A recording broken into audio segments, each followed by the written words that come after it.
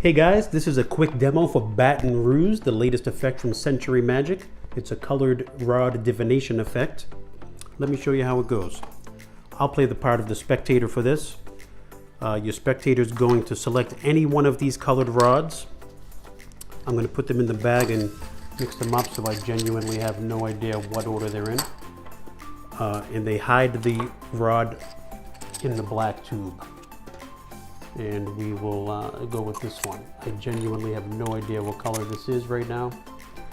When I turn around to face the spectator, I take the tube back. I show them that it's completely opaque and that the cap never comes off.